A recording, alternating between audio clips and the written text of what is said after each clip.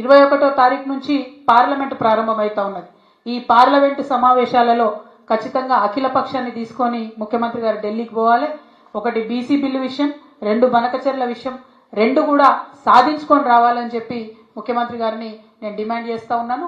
మళ్ళొక్కసారి ఆంధ్ర ప్రజలకు, ఆంధ్ర ప్రాంత ప్రజలకు కూడా నేను రిక్వెస్ట్ చేస్తున్నా, ఇది కాంట్రాక్టర్ల కోసం, అవినీతి కోసం కట్టేటటువంటి ప్రాజెక్టు తప్పితే ప్రజా ప్రయోజనాల కోసం కట్టే ప్రాజెక్టు కాదు.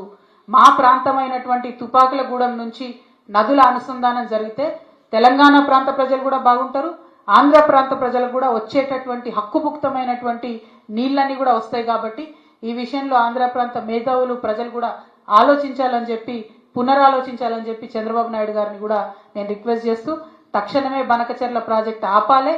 ఆపకపోతే మాత్రం మేము న్యాయ పోరాటం చేస్తాం. ఈ దేశంలో న్యాయ వ్యవస్థ మీద మాకు నమ్మకం ఉన్నది. మా ముఖ్యమంత్రి యొక్క అచేతన స్థితికి మేము చాలా బాధపడతా ఉన్నాం. ఆయన తక్షణమే రాజీనామా చేస్తే ఈ రాష్ట్రానికి మంచిదని కూడా మేము కోరుతా ఉన్నాం.